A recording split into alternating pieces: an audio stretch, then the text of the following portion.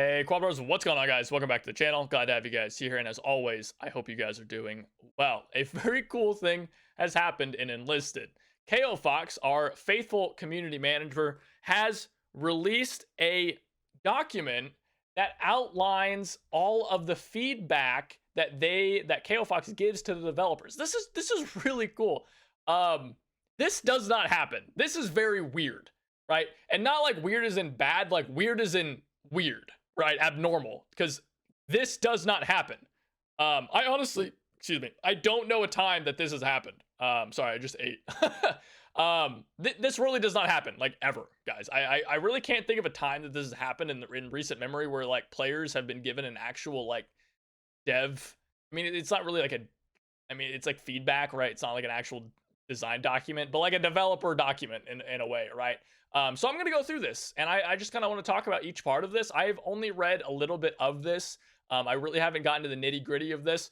I'm going to warn you guys right now, like, this is going to go over a lot of the issues in the game, but I'm going to be looking at this from like a very developer kind of point of view in a way. Like, so we're going to kind of get a little nitty gritty in terms of design and game design. So if you're not interested in that, I'd click off right now. But if you have a little bit of interest in game development and you care a lot about Enlisted as a game, then I'd stick around. This could be pretty interesting. I'd love to hear you guys' comments about all of this as we go through it, right? Just update a comment down below as you watch the video. So first up, by the way, it's going to be all gameplay stuff. He said that there's no bugs or anything like that.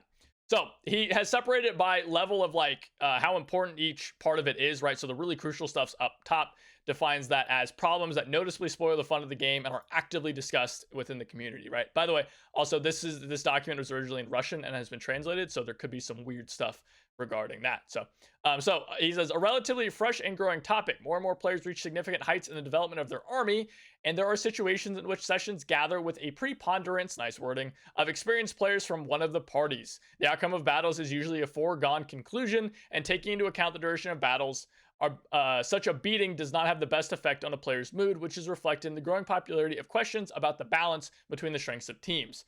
Yeah, basically all he's saying right here is you get games where you have like me and a high level and like two other high level players, and they just absolutely stomp the other team. It happens. You run into these games fairly frequently. If you're a high level player, it's every game for the most part, right? Probably like 1 in every 5 is a balanced match.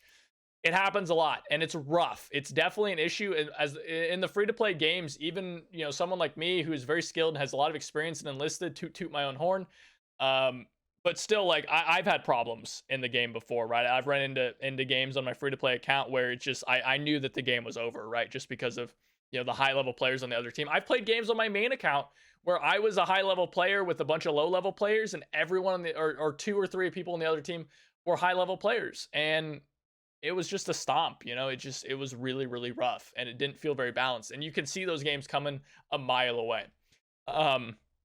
He says, I think we can confirm or disprove this statement of the players by uploading the statistics of the invasion. I don't think he actually means upload as in to us. I think he just means to like look at it. The statistics of the invasion mode and counting the number of missions that end with the victory of the defenders at the very first point. In my experience, this is very many of these, and I definitely think this is a problem.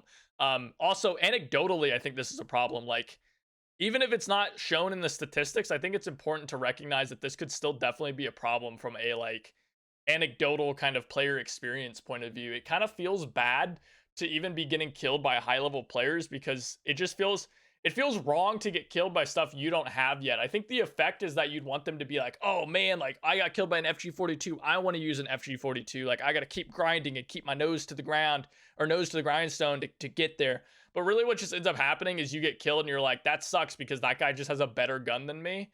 And it feels like you lose because of that gun, not because the guy is more skilled. And that may not be the case, but that's how it feels, right?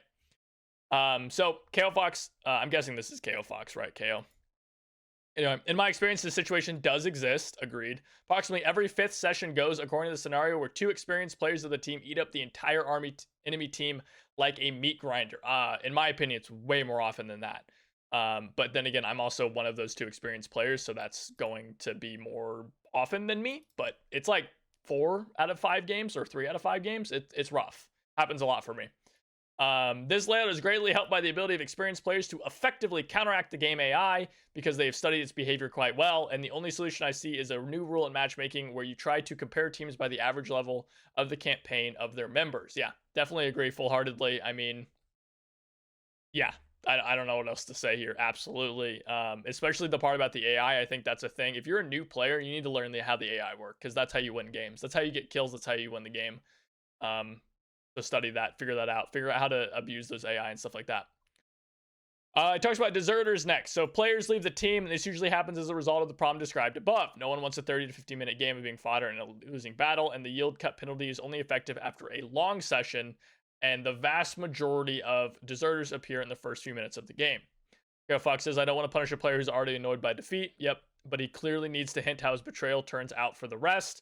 If you guys want, you can read through this, but I kind of want to just talk about this for a second because this has been a big issue for quite a while now. And I really hope that the devs think about this because I think that this is a problem that could be fixed in the wrong ways that won't actually fix the problem. So I think a lot of people are focusing on the punishment, and it kind of seems like Keofox is thinking about the punishment and is talking about the punishment. And don't get me wrong, there needs to be a punishment, right? Like you do have to punish players because there's always going to be players that leave the game regardless of anything else. But I think that the developers really need to be approaching this topic from a different perspective, right? You don't want to approach this from the perspective of punishing players. You want to approach this from the perspective of fixing the game so they don't leave in the first place. Right? Because if you're having a good time, regardless of winning or losing, you aren't going to leave the game, right? If it feels like you can always come back and you can always still win a match, then people aren't going to leave the game. Or if they're still having fun, even when losing, they won't leave, right? And so I think that like focusing on punishing players is focusing on the wrong thing. I think the focus should be on making it to where players don't want to quit the game in the first place rather than focusing on players quitting, right? And focusing on players like you want to focus on why they quit, not punish them for quitting, right? And again, people are always going to quit the games and you need to be prepared for that and there needs to be some sort of punishment. But I think that it's important to focus on why people are quitting rather than that they are quitting. I guess it's still a weird way to say that, right? Again, just treating the disease, not the symptom, right? Fix the game and people will quit less. Hopefully that makes sense what I'm trying to get at there. Anyway, rebirth on mobile collection points. That is a hilarious way to talk about rally points. I'm guessing that means rally points. I'm almost positive we're talking about rally points. The combat entry mechanic is always in the spotlight and shortcomings significantly affect the perception of the game. Respawning an engineer spawns and enlisted is a quest. Weird translations here. In active battles, players fight for the right to appear on a point, constantly losing to someone and clicking the battle again and again. This lack of mechanics generates a lot of negativity. Oh, yeah, okay, I see what they're talking about. Yeah, so like one of the things with engineer rally points right now is if they have 5-second spawns. So if someone spawns on it while you're trying to spawn on it, then it'll reset your timer to like 8 seconds or something like that. But then it'll only be 5 seconds. So like you could get caught in an endless loop of like trying to spawn. Pro tip for that one, don't click to battle until your timer is done, right? You wait until it's done and then you'll be able to spawn. So there you go. Not ours, but the players were being asked to implement a respawn queue on injuring spawns to enter which the player clicks to battle one time and waiting for their turn. Moreover, if the player changes the squad, then his position is shifted to the end of the queue. Problem of dropping combat readiness is very bright. Only the lazy one does not talk about it. But if a simple reset is a bug, we hope to fix it soon, then a reset on an engineering point is an opportunity to make it better and get a lot of likes. Yeah, for sure. I don't know if it's a bug. I guess it could be a bug. I never really considered that. I always kind of thought it was intentional, but now that I think about it more, I guess it would make sense that it would be a bug because that is very weird from a gameplay standpoint to like punish players in a weird way to like trying to spawn. So like a queue would be fine. I don't really know why there needs to be like a timer on the rally points in the first place. Like, does there need to be a timer on the rally points? Like, you already have a timer for respawning, so like, why do we need a timer on the rally point as well? I don't know. Maybe they just felt like maybe it's one of those things where you just kind of feel like there should be one initially, like from a gameplay standpoint, you felt like there should be one, but then like realistically, there doesn't really need to be one. So maybe just like don't have one. I don't know. Anyway, jumping and jump shooting. I don't know. We've talked about this forever, man. The animation of fighters, the speed of their execution, stamina, and accuracy literally provoke you to move around the battlefield by jumping, entering houses by jumping, dodging shots by jumping. Newbies, especially newbies with guilties, express their horror and Enlisted's realism in some aspects and such insanity in others. Oh yeah. So it looks like Keofox has that. Using a weapon as a counterweight in a jump, the weapon goes out of the sight on the screen, and about half a second after landing, the weapon returns to its. Yeah, sure. Just make it to where you can't jump while shooting. Fine. That's glad to hear that they're doing that though. Interface. More and more campaign levels and soldiers, and with them more and more complaints from players that finding something you need can be a challenge. The problem of identification arises with new units, which after receiving fall into one general order. And in order to put them in a slot, I have to remember the number of some kind of whatever that is. And it was a few clicks moving to the slot.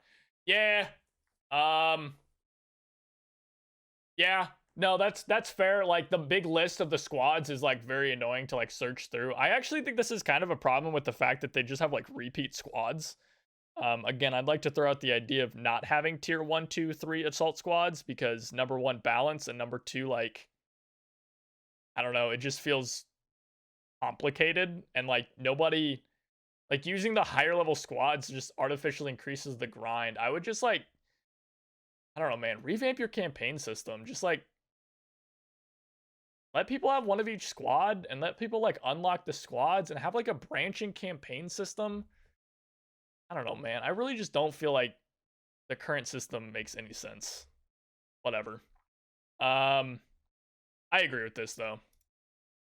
Another problem is supply. The player begins providing soldiers with the necessary equipment by reviewing their soldiers themselves rather than visiting a store with a shopping list. Now, in the absence of an explosive package in the warehouse, the game politely takes me to the store, but I have to get back to the selected fighter myself.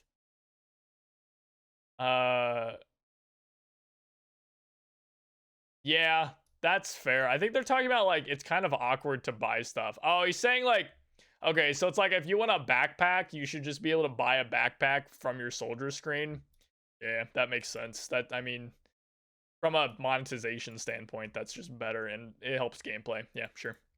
It's funny though that this isn't like huge issues. I don't feel like this is actually a huge issue. I think it'll feel like it's only here because of money. But yeah, sure, whatever. So topics that do not create big problems but have been heard by the community for a long time.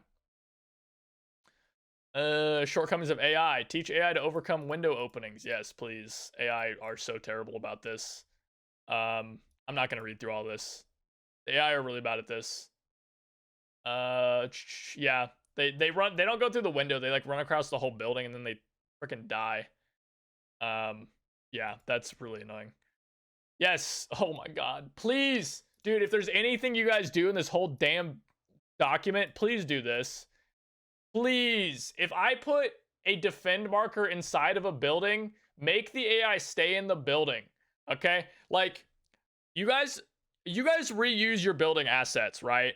So like I'm guessing, I don't know how your engine works, right? Because I've never used it, but like I'm guessing you have some sort of prefabs, right? Like prefabricated, you know, things like blueprints. I'm using Unreal and Unity terms here, but like I'm guessing you have something like that and you can apply this. Like, please put something in place. Like, I know you already have this.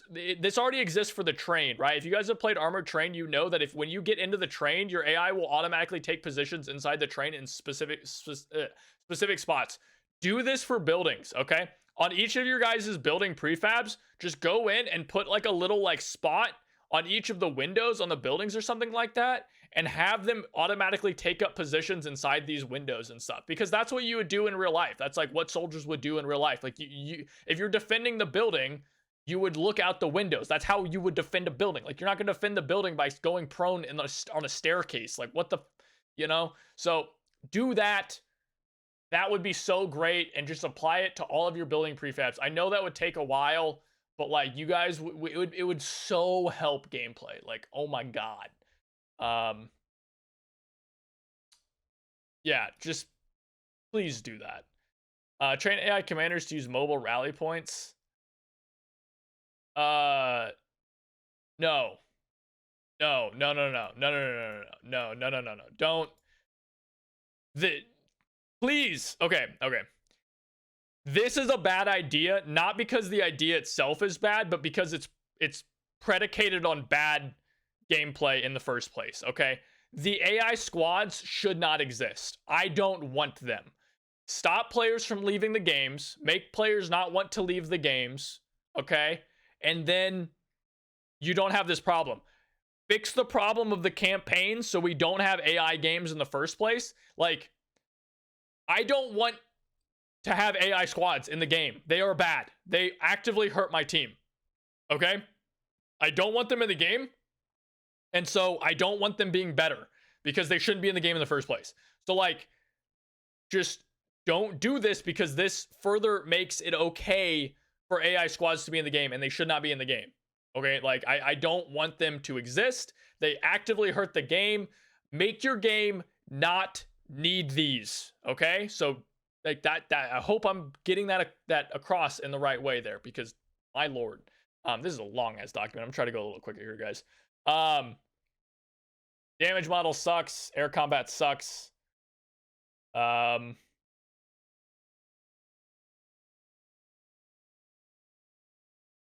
Yeah, I mean, yeah, like the damage models need to be better. I mean, he's right here. There's like survivor's mistake type deal where you like unload in a plane and it dies. You just don't see it die. But like, I think it's pretty obvious from anyone who's played War Thunder how bad these damage models are. Like in War Thunder, if I take a P-51 and like strafe across a BF-109 with the like, you know, 1650 cals or whatever, or 850 cals on the P-51, like it'll rip that thing to pieces.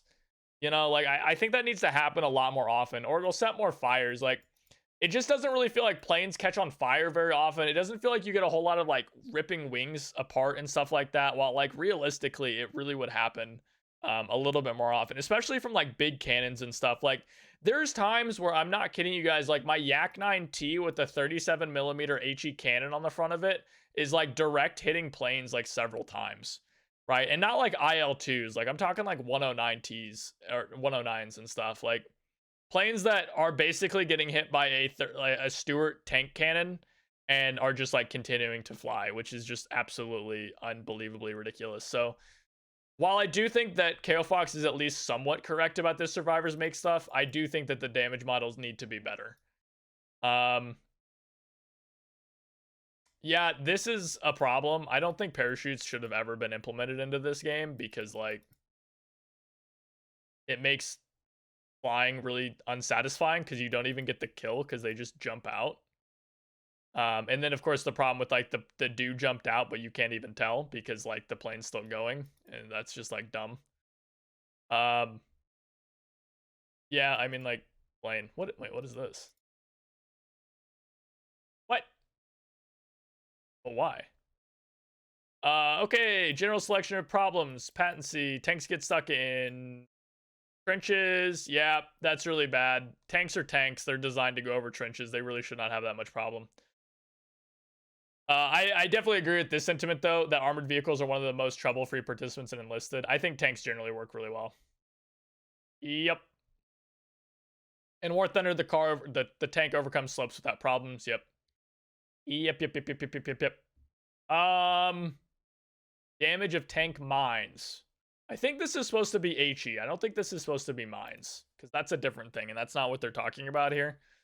Yeah, there are definitely problems with HE damage. Explosion of a high explosive damage is unpredictable. It can fall a couple meters from a fighter and not kill anyone. Yep, make it better. I don't think it needs to be too big, but I do think it needs to be better. Like, yeah, I mean, it's kind of a double-edged sword, right? You need to make it small enough to where it's not oppressive, but big enough to where it's like not weird, you know? So anyway, grenades, explosives, and their impact. God, I guess we're kind of getting towards the end here. Maybe not. This is gonna be a long video, guys. Okie dokie. Continuing on, so the AT class is not in demand due to the fact that explosives are so powerful. Yep. Explosive package is many times more priority than grenade. Yep. Explosives have no cons. They kill infantry and tanks effectively. Yep. Players notice this situation asks us to make grenades more interesting. Yep. There's no point using AT because rifles and grenade launchers are inferior to the explosive pack. Yup.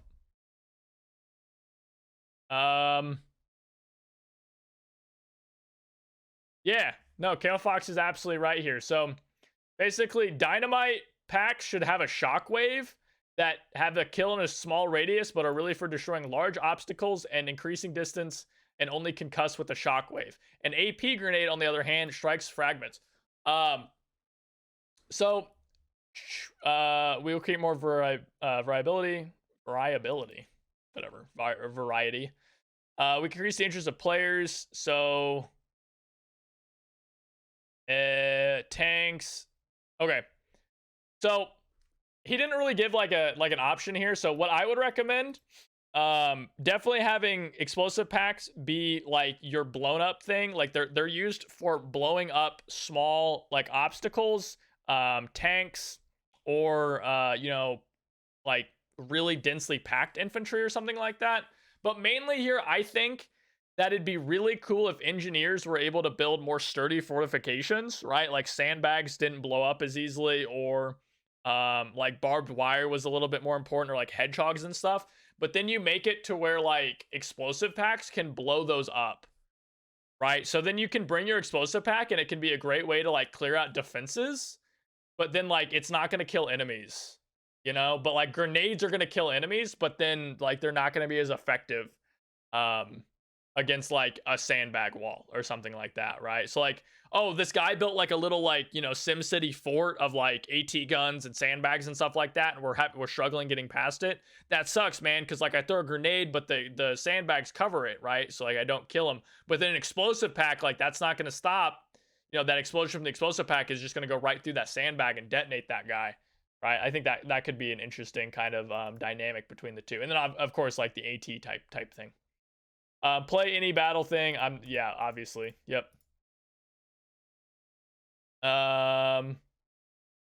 Avoid clicking to get into the right campaign and for the. Oh yeah, no, he's definitely right. Yeah. That's something I didn't really think about, but yeah, for sure.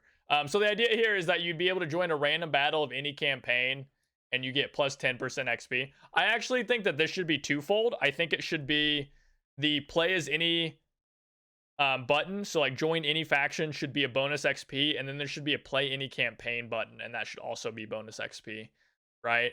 So then you have like, oh, I want to play Normandy. I really like Normandy, but I don't care if I play Allies or Axis. I just want the bonus XP. Then that's 15%. But then you're like, oh, I want to play as anything. I'll play as any campaign, and I get another 15%. Or like, I want to play as any campaign, but I want to play as the Allies, so then I queue as any campaign as the Allies, and I get 15% more Allied XP.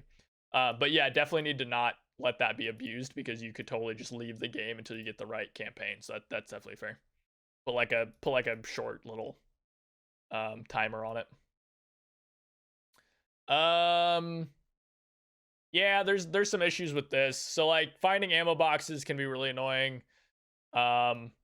Repairing tanks would be really cool, like having a notification that a tank needs repaired, or like someone has a repair kit. You could like type in chat and be like, hey, help me out. Or like being able to heal allies. Like all of those I think is more of an issue. Like they're not really that useful. So, and you should get a lot of XP and meaningful XP for that. Oh, that would be cool. Yeah, do this. That's really awesome. I like that a lot. See how they put like a little ammo box over like a little UI ammo box over that? That's cool. I like that a lot. Oh, here, engineering stuff. Sandbags, AA guns, just like increasing the damage that they take to blow up. That's cool. I like that. Decrease sandbag, decrease. Wait. What's the difference between strength and durability? I don't understand. Huh. I'm not really sure what the difference between durability and strength is. There are walls near the green.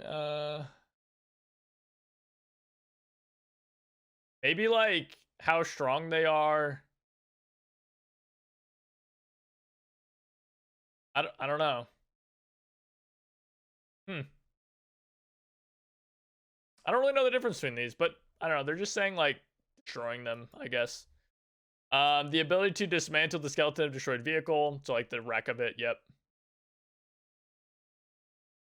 definitely. So short, requested by players: make ammo box destructible and damaged. Sure. Implement the binoculars tool. I mean, whatever. Sure.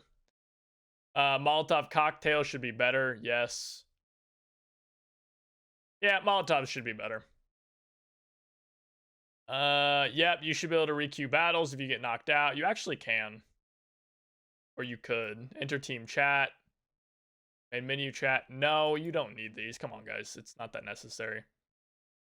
Yeah, ammo crates would be nice. Give more points for capturing a point, building buildings, and reward points for marking enemy vehicles. Yes, yes, yes. Yeah, I definitely agree. There should be more points for stuff like that. Adding sticking to the screen effects that make the picture richer. Dirt stuck after an explosion, blood splatter. Yeah, sure. Work with Skyrider, experiment with mission settings. We have not made any moves in this regard for a long time, although this upper third of the screen sets the tone for the entire battle. We're usually sunny and happy, but we can use our advanced clouds to change the time of day. Yeah, I think like nighttime stuff would be pretty cool if you can nail the lighting. The problem with nighttime stuff, guys, is like it's World War II. There's no like what are you gonna do? Like you can't see anything. So I think doing like a nighttime battle, but then you implement like flares or something would be kind of cool, right? Like you have like flares that players can fire from like the base or something, and that would be cool. Or like flares that just like are floating in the air or something like that, and they like slowly fall down. That would be cool. Okay. Last year's topics. Since the received item is only available to another squad. Oh, yeah. Like, if you get like a it's annoying if you unlock like a tank and then you can't use it, right? That happens a lot. Definitely a problem. Yeah, but he's right. You could just include this to say who's allowed to use it. But that's like a balance thing, and that's gonna be like a yeah. That's not an easy thing to fix. That they have to like rebalance a lot of stuff there. I think in the future they should just be more careful, or just make everything part of like the base squad or something like that, which makes the base squad more powerful. But like, I mean, to be fair, you guys kind of argue that everything is balanced with everything, so therefore it should be fine. Just saying. Bipod sucks. Like a lot. So make it better. It's really unpredictable. Yeah, so just like make it more snappy. And the air emphasis does not give such a tangible increase in accuracy, but it works simply while aiming while standing at a window frame. Oh. Yeah, that's like Rising Storm does that. Where you're just like, if you're next to it, you automatically get it, but it's not as much of an upgrade. I'd be okay with that. Like if it's like a like if it's just like if it's like a Thompson, right? Then you just like brace it and you get like a slight bonus, right? But then if it's a gun like an MG42 that has a bipod, then I think it should give you a better bonus, right? I think that would be like more interesting. Quick transition to the lying position. This has become a tactic of cyber cutlet players. What the hell does that mean? It's just simply in transition to a lying position when meeting opponents. The transition speed is too much. It significantly increases the chance to dodge enemy fire. Yep. Yep. Yep. At the same time, AI fighters also lay down chaotically. Yeah, I definitely agree. Like, this should really not be the case. Yep. Yeah. So basically, so I just read through this. Sorry, I'm not gonna like read everything. You guys can read it too. You guys aren't children, or actually you are, but whatever. So basically, Keofox is saying like it's really awkward that you can just go prone, and some of the really good players out there just go prone as soon as they see anybody because you get so accurate while going prone, and there's no downside because you go prone while shooting. And that's definitely a problem. And then you combine that with the AI who just like lay down all the time and it looks really stupid and it's really annoying. So that's frustrating. And then on top of all of that, you have the perk that makes you go prone faster. And you have the thing where people bind brace, right? Like bracing your gun against stuff, like we were just talking about up here. They bind brace to right mouse button, and then you go prone and then right click to ADS, and you immediately go prone and brace. So then you're just laser accurate and you just beat everybody. And I really do think that this is a really cheesy thing to do. It's fine. It's not exploitive because it is within the bounds of the game, but I think that it's definitely a problem. And it should not be allowed because I think it is really silly. So yeah, I think adding a pause, yeah, just add a short little animation. Hell Let Loose has like a 0.5-second animation. That's all you need to do, right? Building commands are executed properly. Stay close command does not work to keep fighters within the same house. Yep, they like going outside dying.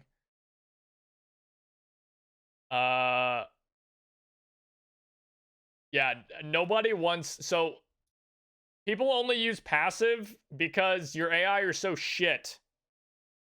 Like, your AI are terrible in this game. So, man, I could talk so much about the AI in this game and how they should work. So, like, here's my thoughts.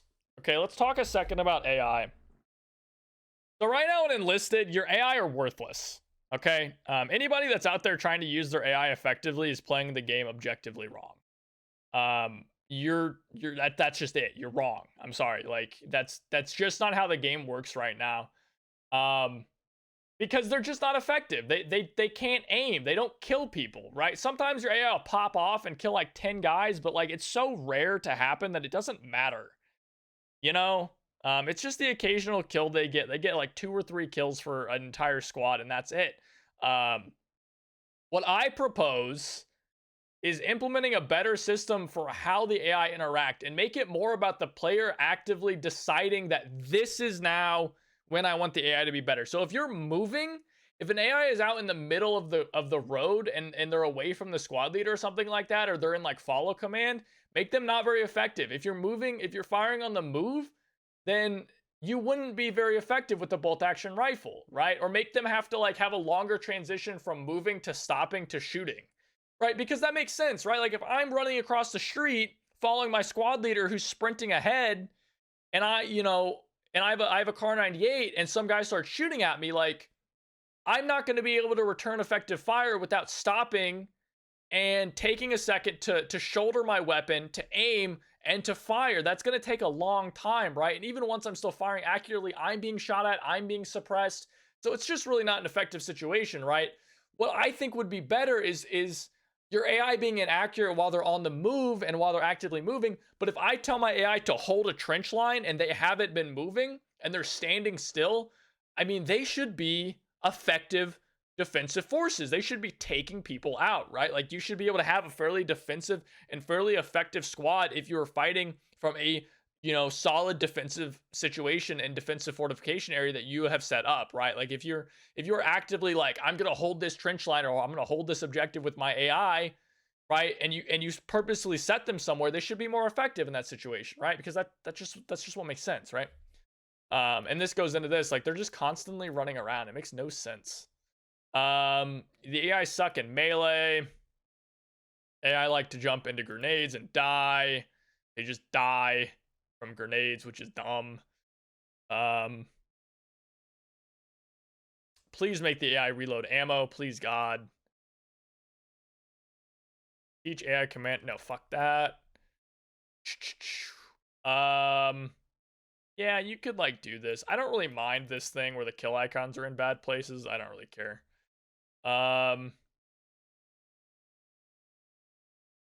Switching only to people who are down or not downed. I would like a hotkey. So I agree with KO here. I would like a hotkey to switch to the closest soldier, not necessarily the next soldier. And I don't really care about if someone's down. I just want to switch to the next soldier who's not down. Right? It'd be fine if it switches to soldiers who are not downed. Right? I think that's a fine change. But I'd like a hotkey to change to the next soldier who is not down. I think that would be real. Or the next closest soldier who is not down. I think that would be nice. Snipers suck. Yeah, snipers should just kill. I think this should just make bolt actions powerful, guys. Bolt action, this is a problem not with snipers, but with bolt actions as a whole. Right now, you down too many enemies. Like, make bolt actions kill people. If I'm bringing a bolt action rifle and I have to take 2 shots of my 5 to kill somebody, that's a problem, right? Like, just this effect that you guys are talking about here, this bone breaker effect, apply this to every bolt action, right? Which just increases the chance to kill enemies, right? In fact, that'd be a cool perk. Be cool. And then at the end here, something I've personally talked about. Some soldiers just look bad. Like, they don't really look very cool. They look very naked, right? They just don't have that much. Accelerate the rotation of AA guns. Yep. Color filters for colorblind should be in the game. Okay. That's it, guys. This video went on for a really long time, so I'm trying to wrap it up here. Let me know your guys' thoughts down below on this. This was a really cool thing. I'm going to link this in the description below. I'd love to hear you guys' thoughts. Make sure to read through it if you guys are interested in this. Thank you guys so much for watching. And without anything else, thank you so much. Remember, as always, like, comment, and subscribe. And I will see you guys next time. Take it easy.